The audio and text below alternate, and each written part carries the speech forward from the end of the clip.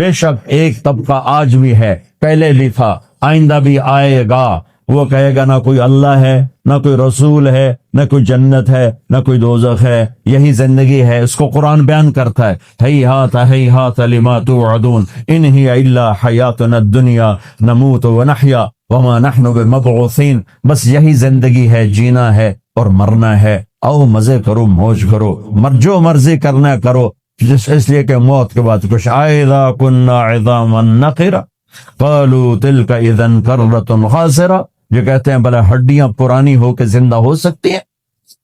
اب آباؤنا الاولون، ہمارے پہلے جو مر گئے وہ زندہ ہو سکتے ہیں؟ اس کا جواب اللہ دیتا، قل ان الاولین والآخرین لمجموعون الی میقات یوم معلوم، کہ جس رب نے تجھے پیدا کیا وہی رب تجھے موت دیتا ہے، وہی رب تجھے زندہ کرے گا اور تم تمام کو زندہ کرے گا، اولین و آخرین کو زندہ کرے گا۔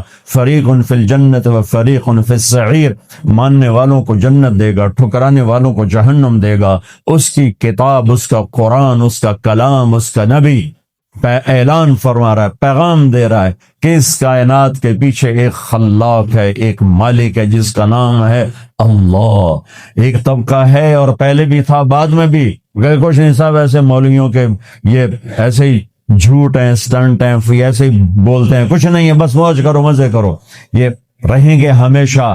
ان سب کو میرا اللہ جواب دے رہا ہے، فَإِنَّمَا هِيَ زَجْرَةٌ وَاحِدَةٌ فَإِذَا هُمْ بِالسَّاهِرَةِ، چونکہ کلام عرب ہے اور عربی کلام ہے، عربوں پہ اترا ہے، تو ان کی نفسیات کو سامنے رکھ کر میرا رب بولتا ہے۔ وہ کہہ رہے ہیں یقولون اِنَّا لَمَرْدُودُونَ فِي الْحَافِرَةِ قَالُوا تِلْكَ إِذًا كَرَّةٌ خَاسِرَةٌ فَإِنَّمَا هِيَ زَجْرَةٌ وَاحِدَةٌ فَإِذَا هُمْ بِالسَّاهِرَةِ، یہ کہتے ہیں کہ مرنے والے کو کون اٹھائے گا، مر جانے والے کو کون اٹھائے گا؟ تو اللہ نے کہا ایک آواز آئے گی جس کو کہتے ہیں زجرہ، فَإِنَّمَا هِيَ زَجْرَةٌ وَاحِدَةٌ فَإِذَا هُمْ بِالسَّاهِرَةِ، ایک آواز پہ زندہ ہو گئے۔ اچھا، زجرہ عام آواز کو نہیں کہتے، زجرہ عرب چرواہے ہیں، اونٹ چراتے ہیں، بکریاں چراتے ہیں، یہ ان کا پیشہ ہے۔ تو چرواہے اور جانور میں ایک لینگویج سیٹ ہو جاتی ہے، ایک لینگویج سیٹ ہو جاتی، وہ ایک آواز نکالتا ہے جس سے وہ چل پڑتے ہیں، وہ ایک آواز نکالتا ہے جس سے وہ کھڑے ہو جاتے ہیں، وہ ایک آواز نکالتا ہے جس سے وہ واپس آنا شروع ہو جاتے ہیں۔ جب وہ ان کو نکالتا ہے باڑے سے تو اس کی ایک آواز ہوتی ہے، اس پر وہ نکلنا شروع ہوتے ہیں۔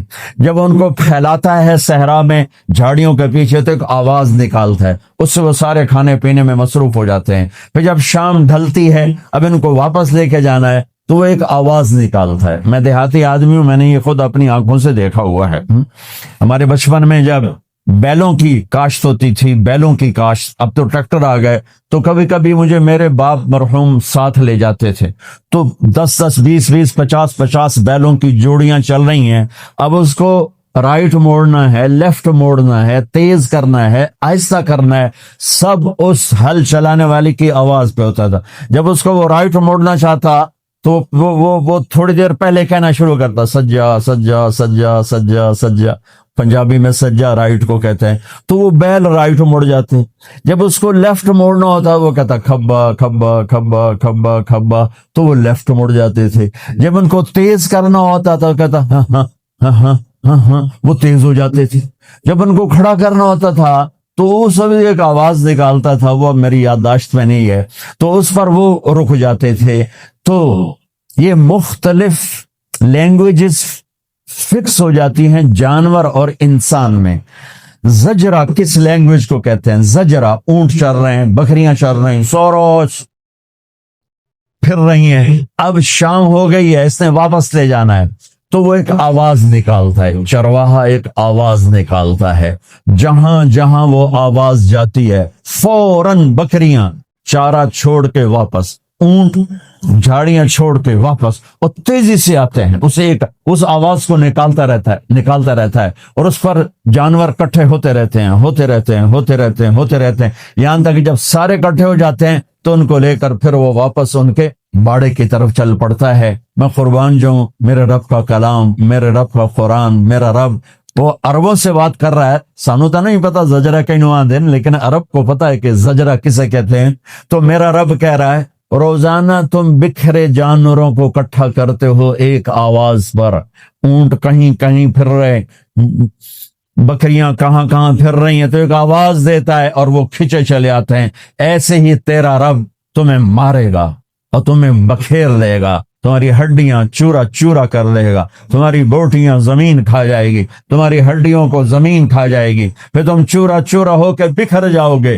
پھر تیرا رب ایک آواز دے گا، وہ زجرہ جس پر جانور کٹھے ہوتے تھے، تیرے رب کی آواز پر تم زندہ ہو کے کٹھے ہو جاؤ.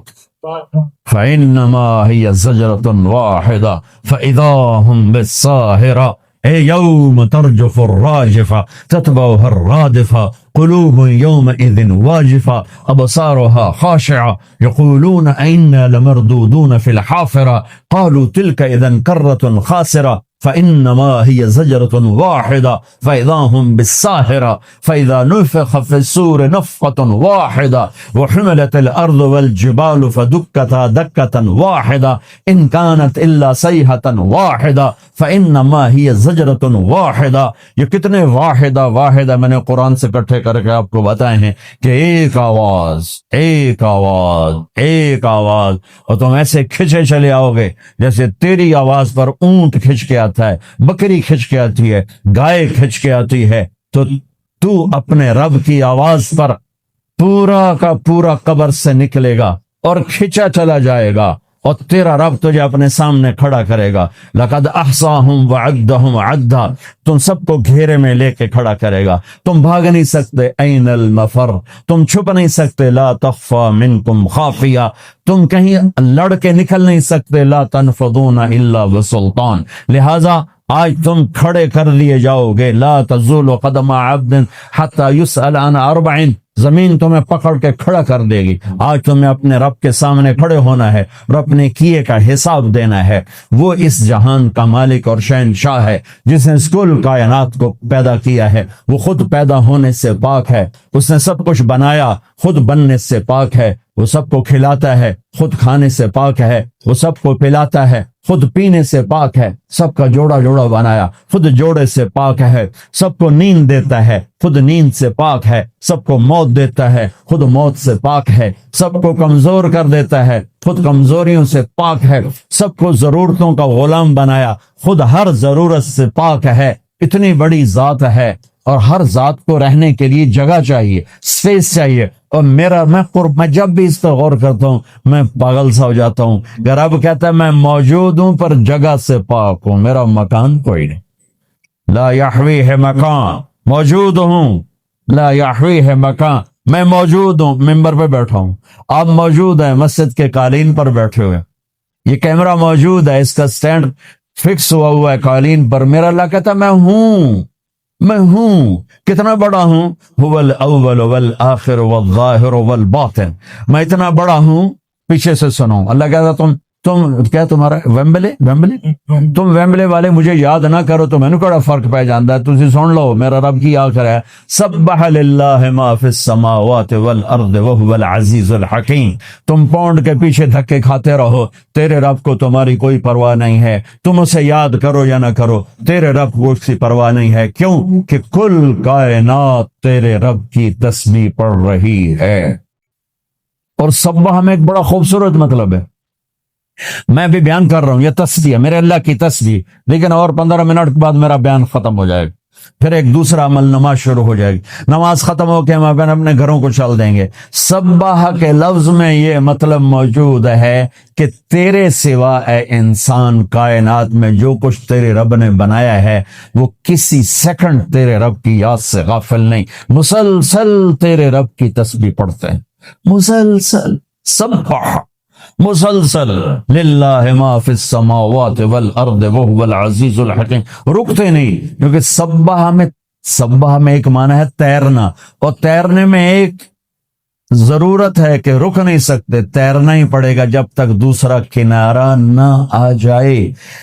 چلتے چلتے کھڑا ہونا، ہم راستے میں رک گئے، گاڑی پہ آ رہے تھے، راستے میں رک گئے، پھر دوبارہ چل پڑے. لیکن جو پانی میں اترتا ہے وہ رک نہیں سکتا، اسے دوسرے کنارے تک جانے سے پہلے چلنا ہی ہے، تیرنا ہی ہے، ٹھہر نہیں سکتا. ٹھہرے گا پانی لے جائے گا، مچھلی لے جائے گی، اسے تیرنا ہی تیرنا ہے. تو اللہ کہتا سبح سبح، جسے تیرنے والا تیرنے سے نہیں رکتا، کل کائنات تیرے رب کو یاد کرنے سے رکتی نہیں ہے، غافل نہیں ہے۔